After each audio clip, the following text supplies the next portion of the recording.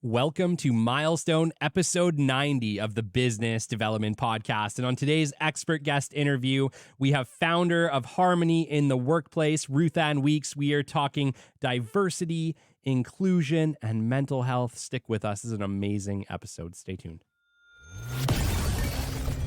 The great Mark Cuban once said, "Business happens over years and years. Value is measured in the total upside of a business relationship, not by how much you squeezed out in any one deal." And we couldn't agree more. This is the Business Development Podcast, based in Edmonton, Alberta, Canada, and broadcasting to the world. You'll get expert business development advice, tips, and experiences, and you'll hear interviews with business owners, CEOs, and business development reps. You'll get actionable advice on how to grow business. Brought to you by Capital Business Development, capitalbd.ca. Let's do it. Welcome to the Business Development Podcast. And now your expert host, Kelly Kennedy. Hello, welcome to episode 90 of the Business Development Podcast. And today we're graced with an amazing founder, Ruthann Weeks. Ruthann Weeks is a people and culture strategist and the founder of Harmony in the Workplace. She is a change agent whose efforts have helped to bring the importance of abuse-free work environment to the forefront of public awareness. She is an author and gifted keynote speaker who delivers powerful messages about today's workplace challenges. Working as a certified resource specialist in the human services sector, Ruthann went on to graduate as a human resource manager.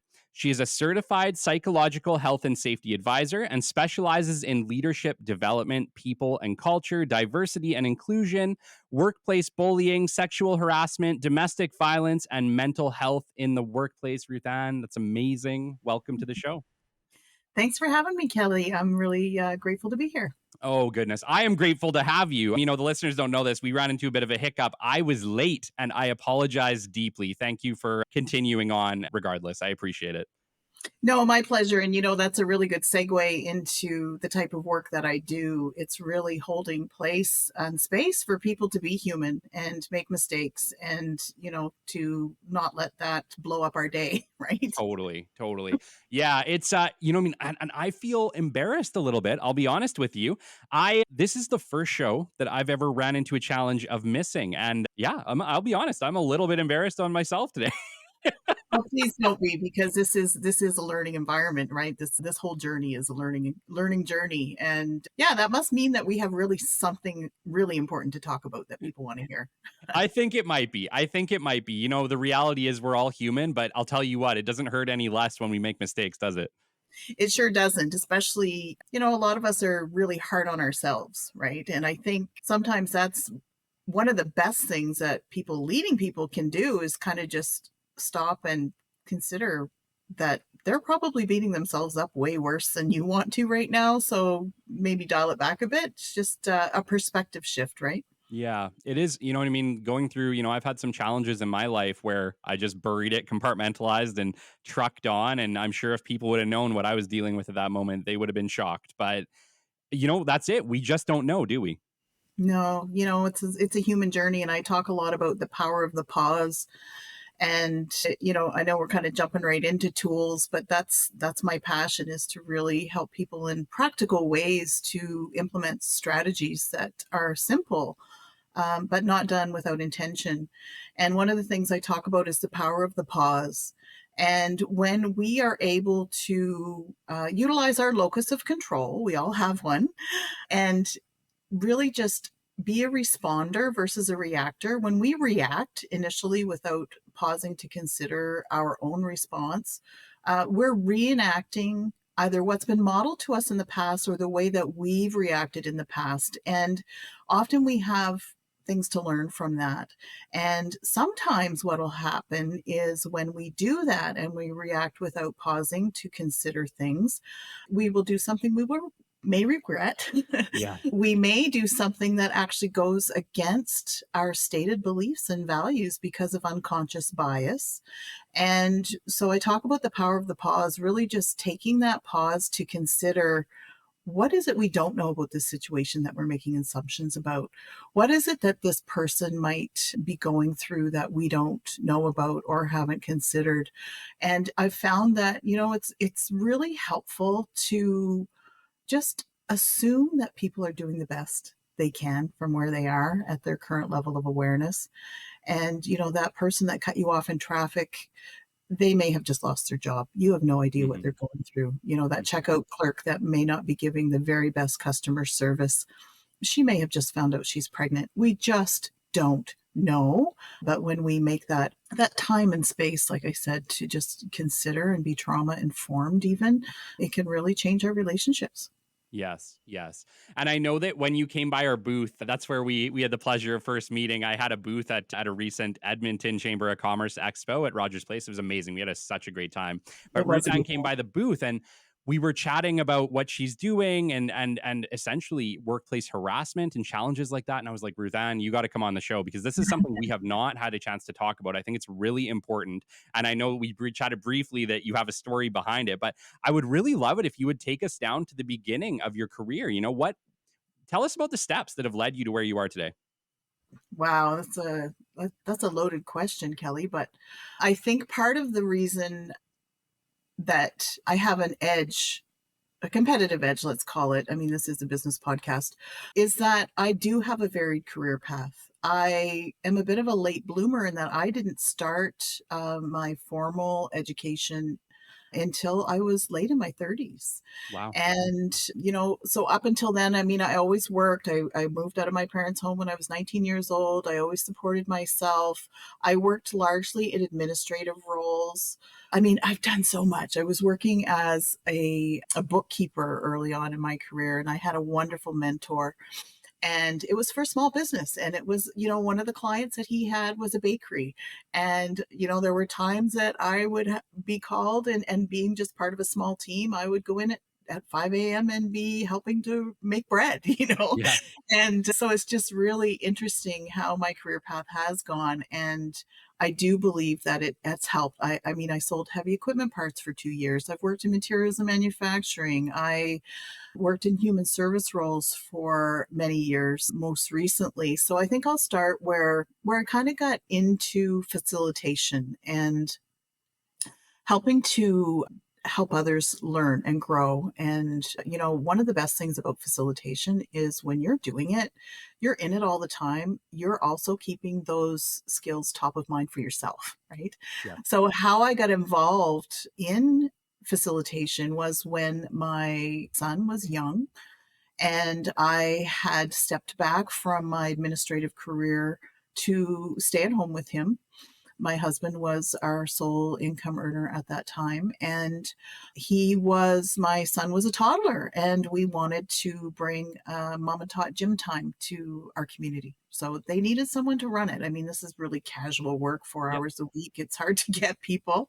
Sure. So I stepped up and I started facilitating. And then, of course, because little kids aren't really my jam if they're not mine. As he transitioned and grew out of that age stage, I continued to work with that organization, but I learned how to facilitate parenting programs. And one of the programs we did was called Kids Have Stress Too. Another one was Parenting Partners. And I really learned a lot about things that I still apply to my life and business. And again, when you're in that and you're in those roles, it keeps those skills top of mind for yourself as well. But it naturally just progressed. I ended up, that was, of course, in the nonprofit sector that I was working, building relationships. Anytime we have opportunity, it's because of relationships we have, right? And that network that we build. So it just progressed. I ended up getting an offer to oversee a program in information and referral in Sturgeon County, where I live in Alberta. And, I did that role for almost 5 years and really loved the work. I loved what I was doing. I loved helping people with their problems. It would be anywhere from, someone coming into my office that is new to town looking for an electrician, for example, to a single mom, well, a mother that had just left her abusive spouse. She's got her 3 kids in the car. She's running out of gas. She has no food, and she's not sure what she's going to do, where she's going to even spend the night. So it's really just helping to de-escalate some of those sometimes high stress situations, help that individual come up with a plan, make sure they know about all the resources that are available to them, to potentially help them in their situation. And so I really learned a lot during that time. And to say during that time, I was doing a lot of professional development. I was going, taking classes part-time and working on my human resource management education while this was all going on. But I just learned so much about people and the problems people have and the gaps in services that don't exist to help people deal with their problems. And these are not uncommon things, but they're things that we just don't really notice unless we're in it. And so I think all of that has been really beneficial to helping to get me into my present role and that place where I worked. And, I loved the work that I was doing. I loved the people that I worked with. But once I, finalized my education and got that credential, and it was a very small organization, I wasn't feeling challenged anymore. And I just really felt that my wings were touching the walls and I needed an opportunity to take my new skills, gifts, talents, and abilities to somewhere else where I could be challenged and still continue to do good work in the world. So I very strategically took my time, researched different opportunities. I continued to look in the nonprofit sector because, as a certified information referral specialist, that was, something that helped in that sector. And I carefully chose to take a position with a larger organization in a middle management role, which would have been the next sort of natural career progression. However, what I experienced in that organization really shook up my career and life because it wasn't very long before I knew it was a bad fit. I was really struggling to fit in, and I had a team. There were 3 directors in that organization, and I had a team under me, and my team and I mean, we got along great. They bought into the vision that I had for the department. There had been a lot of restructuring within the organization, and I found out my first day on the job that the executive director who hired me would also be retiring. There was a lot of retirements happening and restructuring within that organization, and I had a peer director, one of the 3. I'm not being ageist. I'm being conscious that I don't intend to be ageist by this, but she was 70 years old. She'd been with the organization for about 10 years. And she decided that she would stay, air quotes, for the good of the organization. And what that turned out to be was that so nothing would change. Everything would remain the same. And she never took the time to get to know me. She made lots of assumptions about me. And what I found out later, 3 months later, when I got fired from that job, having done nothing to deserve it, was that she had the ear of the executive director. And they've been talking. And, she would take things that I would say out of context. For example, I suggested moving some files to archives and got accused of wanting to destroy files. Well, that's not what I said. And that's certainly not what I meant. But what did the executive director hear? Yes. Right? And then, I'll never really know exactly what was said. All I know is that I didn't do anything to deserve losing my job. I know that there was disparaging things said about my character.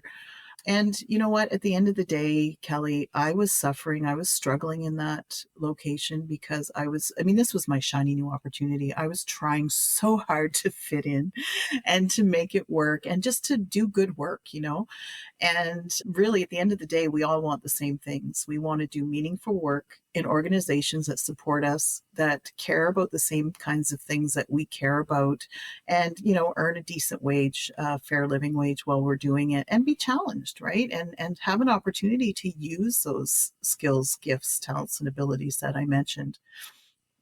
And so, as devastated as I was to get fired from that job. And it's interesting because the first few times I even told this story, I would downplay the get fired part because it's embarrassing, Yeah. but essentially, I mean, that's it. And it was as devastating as it was because so much of our identity, or certainly so much of my identity at that time, was tied up with the work that I did, and the kind of impact that I had and influence where I could. I was relieved because it was making me sick. I wasn't sleeping. I was suffering psychological harm, which I couldn't have named at the time. And I wouldn't have named it bullying either. I didn't know enough to know. Um, but I have ulcerative colitis, and that it's very, very connected to my mindset and stress. And that disease had been dormant for years, and it started to flare. And, in the morning when I was traveling to work, I'd be relatively healthy, but by in the afternoon, just in the stress of it was a type of undercurrent that the environment there was so formal that it was the point of being toxic. And I'm a pretty warm and engaging person, and I'm certainly professional, but at the same time, I'm not a robot. Sure. And, I really built good relationships, like I said, with my team, but I was having a hard time fitting in with the leadership team. I wasn't getting included in meetings with other directors. I was left out of all strategic planning for my team and my department. And it was just where other people were involved. And it was just kind of an icky feeling that I couldn't quite put my finger on, but my body knew. And, it showed up in my guts and made me quite sick. So I was relieved at the end of the day. And that happened in October of 2015. In about January of 2016, God tapped me on the shoulder and he said, "Hey, you always wanted to work for yourself. So now's a good time." Yeah. And, I just took that to heart, and I founded my business in January of 2016 and really got busy with the business of learning about. I mean, I had the human resource, education. I Yeah. knew that side of things. I knew the employee side of things because I'd been an employee for, decades at this point. And, I knew a lot about people and what they needed and how they needed to be engaged at work. When I was even when I considered what I wanted to do when I grew up in my 30s and decided on human resource management, I chose that career because of the diversity available within that field. But I always knew that I was interested in people and culture and helping leaders build businesses where people can thrive and be their authentic selves. And really, when we do this with intention, there's no downside. Yeah. Win, win, win, because the employees win, the employers win. What's really exciting to me is even in 2016, there was very little data available. There was very little, uh, there was very little evidence of the ROI. And now we've got those numbers for every dollar spent. The immediate return on investment is $1.62 when we invest in people and culture. And, when we invest and continue these inclusive practices past 3 years, that jumps to 218 right away. And I do think those estimates are even conservative.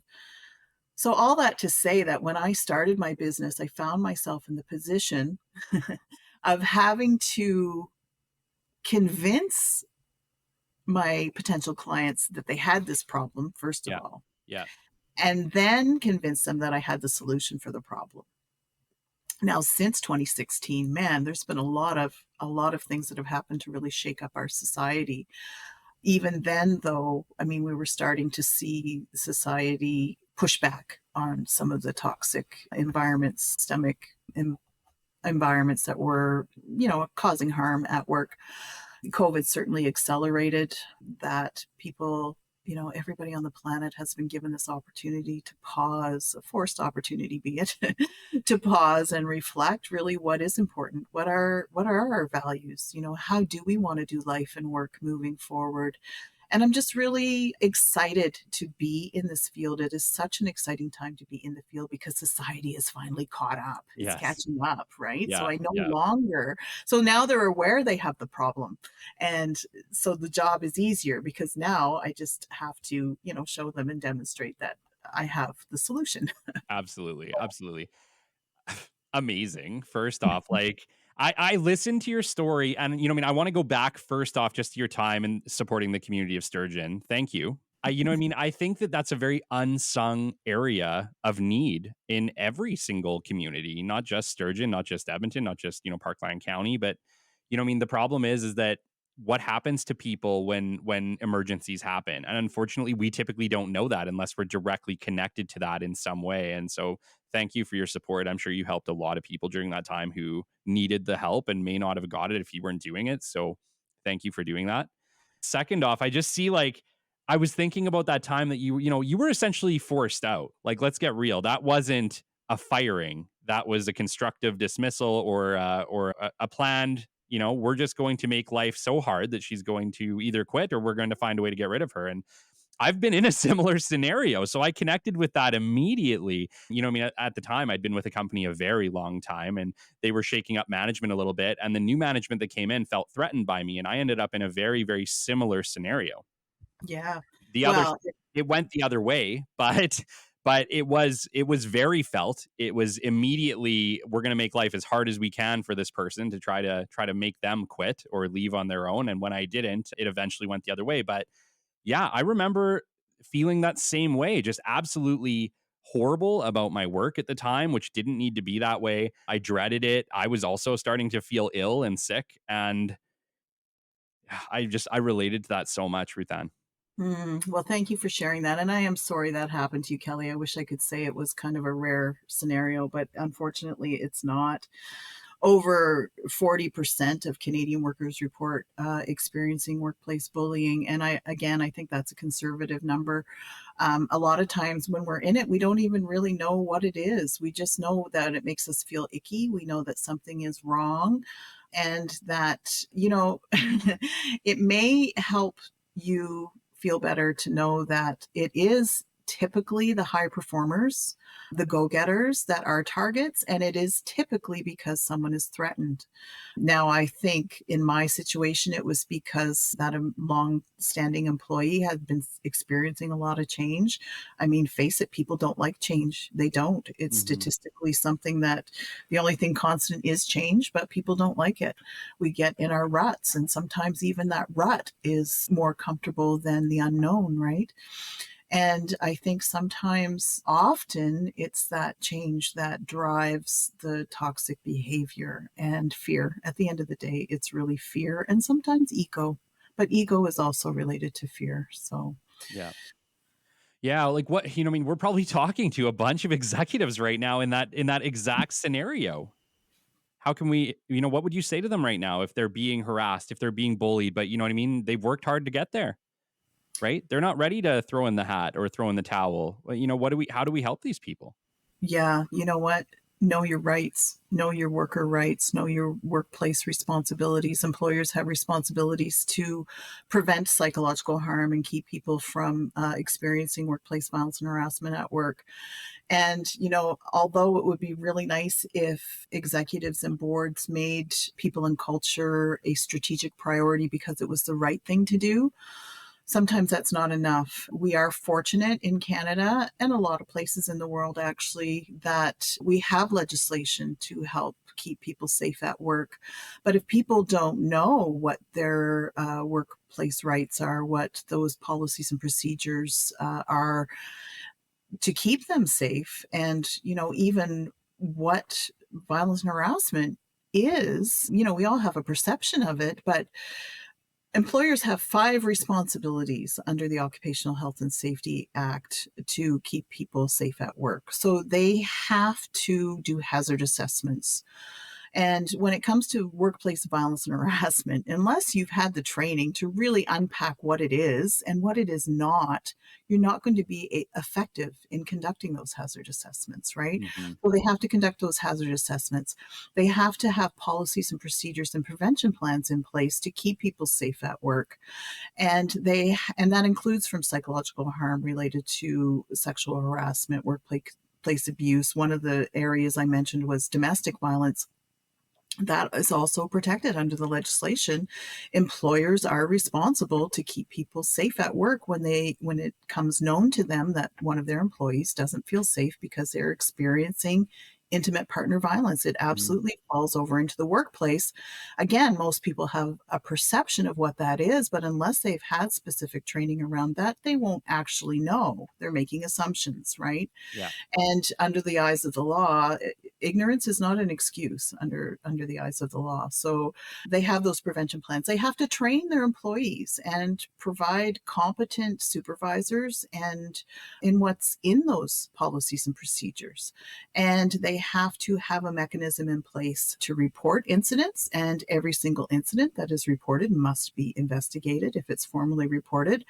And they have to provide support to those that are experiencing workplace abuse. So start there, educate yourself. I mean, in Alberta, it's Section 27 of the Occupational Health and Safety Code. Learn your rights, look at Alberta human rights legislation. There's 15 protected grounds. Often harassment is related to one of those protected grounds. Sexual harassment is related to the protected ground of gender. And, we have 15 of them in Alberta, and they're mirrored very closely in the rest of the country. And, these are things that people can do to make themselves aware of what their rights and responsibilities are. And then, build your case, document, document, document. Dates, times, places, potential witnesses, incidents that are happening, how you feel. We want to be, what I recommend is we keep our victim impact statements separate from our chronology of events because it is so personal and because we're so hurt by it. And we really, from an HR perspective, especially, when we're building this case and we want to do something with it, and HR is not always your friend. I got to put it out there. I find myself apologizing for the profession often. They're coming a long ways, and a lot of really great HR people are doing the work to educate themselves around these types of issues. And let's face it, often they're stuck between, leadership and the front lines that often want different things. But, educate yourself and really just build that case. And, sometimes the person you report to is the person that's the bully. So what do you do then? Well, you can either go over their head to their supervisor. You can report to occupational health and safety if you know that your employer is not doing their due diligence and doing things correctly. If you're experiencing workplace stress and struggle and you're off on stress related leave that's authenticated through a medical doctor, that's psychological harm that you're experiencing because of workplace trauma. And that's not okay. We have laws in place to protect you. So start there, know your rights, build your case, consult with someone on how to have that conversation. I have a branch of my business called When Work Hurts. And it's actually, it's something I haven't monetized yet. Because sometimes when I'm talking to people that are experiencing workplace abuse, they are off on leave. They don't have resources. I've never turned anyone away. I'm actually in the process of evergreening my When Work Hurts online course so that people can have it for free and they can know what their workplace rights are. They can know what their employer responsibilities are. I can teach them, how to build a case that protects themselves. But my messaging to them first and foremost is take care of yourself and do what you need to do to be safe and well. People are killing themselves because employers are not doing their due diligence and protecting people at work. Just yesterday on LinkedIn, I shared a story of a woman who killed herself She worked at the coroner's office in BC, in Vancouver, Victoria, I believe, actually. And it was systemic bullying, death by 1,000 paper cuts over years that caused so much harm that the only way this person saw out was to end their life. And it's not right. No. And it's time for people to get pissed off, quite frankly, and hold employers accountable. And I find myself in that balance between supporting those that are experiencing workplace abuse and supporting the employers themselves so that they can make sure that they're treating their employees right, that they're doing their due diligence, that they're creating these environments where everybody thrives. And at the end of the day, it's the corporations that pay me and make my business viable. This isn't a hobby, it's a business. And I'm finding myself walking that line, but I also realize that employers that are perpetuating toxic environments and aren't cleaning up their own backyard and are not sharing with employees those policies and procedures if they even have them, because they Yeah. don't want them to know, right?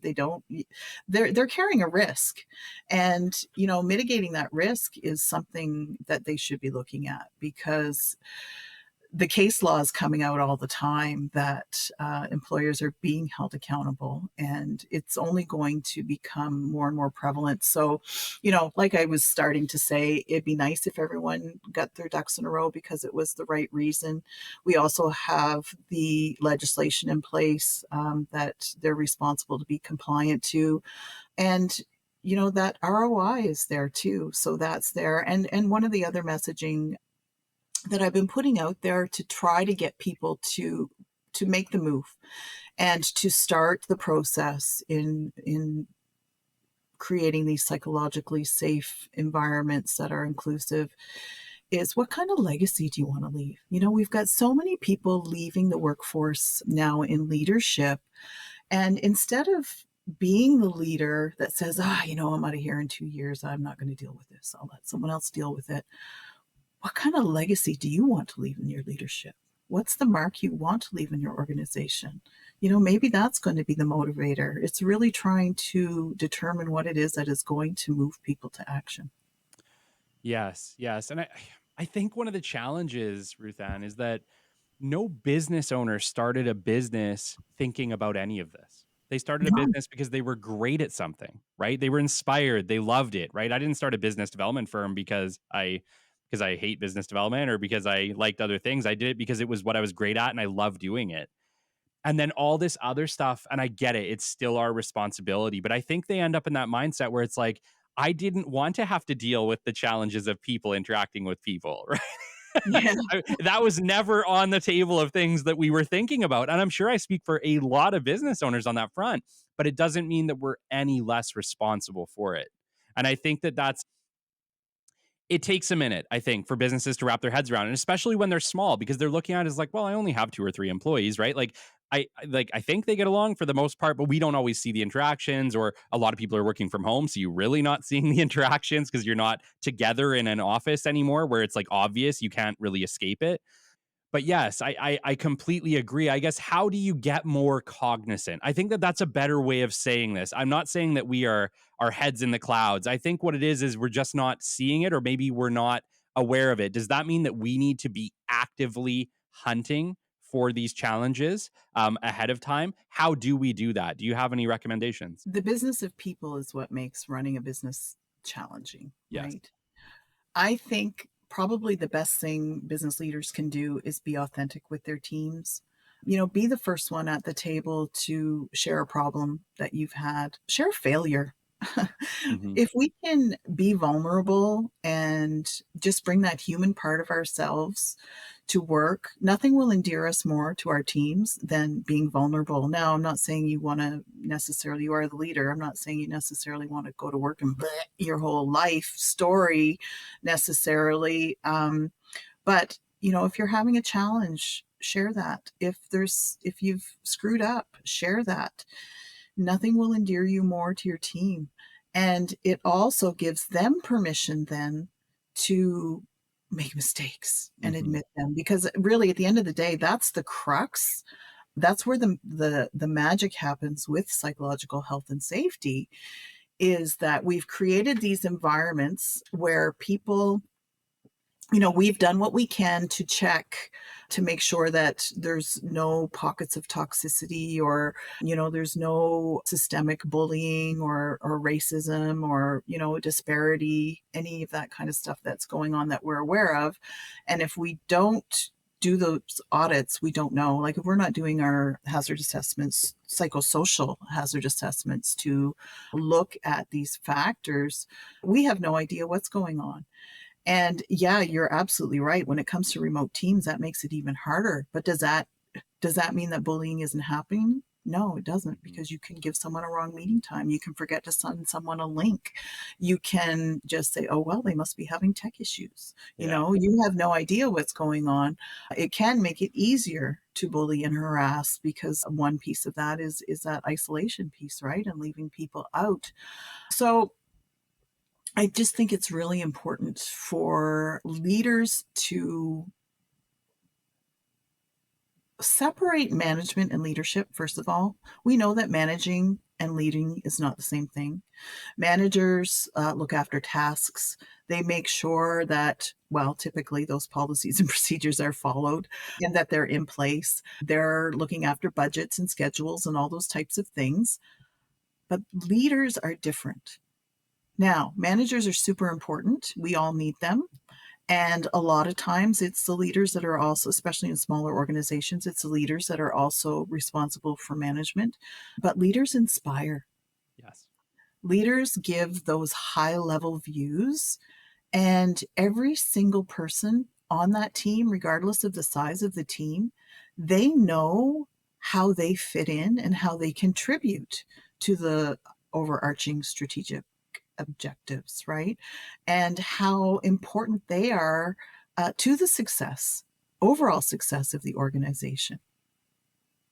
Yes, yes. I think it's very important that people know how they contribute to the organization as a whole, 100%. Because you see it a lot where, especially with larger organizations, where I think it can be really hard to tell where you fit into this big pie. Like, I think you have an idea, but maybe you don't know the true scope. It's a lot easier at a smaller organization to see your impact, if that makes sense. Ruthann, we talked about, this is I love what you say on your website. You have psychological safety specialist. I've never seen anything like that before, and I think you're really shaking it up. It fall under HR? I know that that's kind of the background, but is this HR or is this something else? Well, what's really interesting about it is psychological health and safety falls under occupational health and safety in the legal framework. But when it comes to respectful workplace and upholding policies and creating culture, that absolutely falls under HR. And for whatever reason, I've never really understood, occupational health and safety and HR don't always play nice together. And now, in this social context that we're in, particularly related to workplace violence and harassment, we need HR and our occupational health and safety representatives or committee, whatever that looks like, at the table together. And we need them rowing in the same direction. Organizations really do. And the smart ones are getting on board. Nobody working in a silo is going to be able to create any sort of cohesion within a team of any kind. So we really do want them working together. Like I said, HR often, when it comes to workplace violence and harassment, sometimes they get it wrong.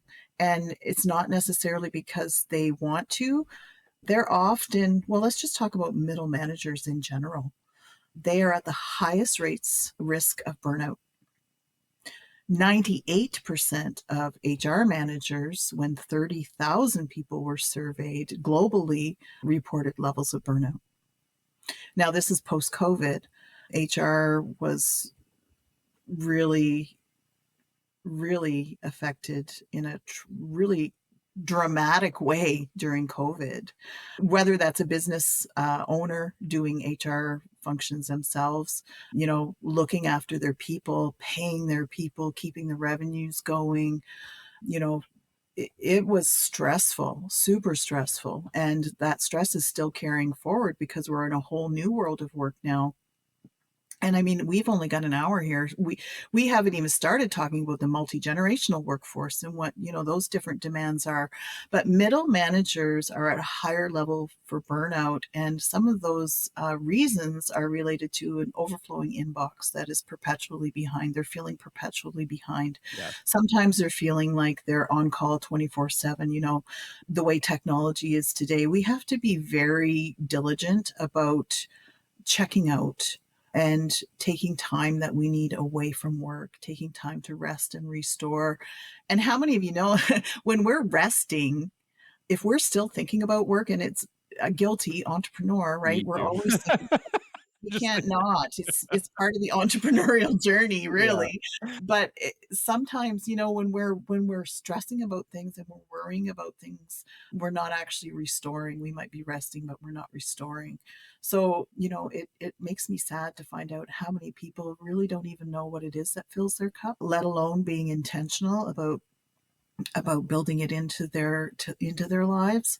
So really, if you don't know what it is that fills your cup, figure it out and make sure that you honor yourself by building that in. Maybe it's, for me, it's nature and animals, dogs. All dogs are good therapy. And really just making sure that I take care of myself. And I'm not perfect at it, I'll be honest. Like, there's a lot on your plate. Then sometimes you're working those Saturdays and even Sundays, but you need to give yourself some time, and you need to be intentional about actually checking out and not checking your email maybe for the weekend. Or I actually, when I started my business, I set up a separate business line just to have that boundary. Now, full disclosure, when I started my business, I expected someone else to be answering that line by now. Sure. But anyway, that was a boundary that I knew that I would want to set. Yeah. And it's easier when you have that separate business line, because you can leave it in your office, and people are generally honoring that. But as a leader, how are you honoring your employees? Are you expecting them to answer emails? Now, it doesn't mean, that's another trend that we're in right now, though, is people being able to work whenever they want to and get the Hmm. work done when they want to and when it works for them and their family situation and whatever, their lifestyle might be. So we're really starting to see policies come out around communication in the workplace that we haven't seen before.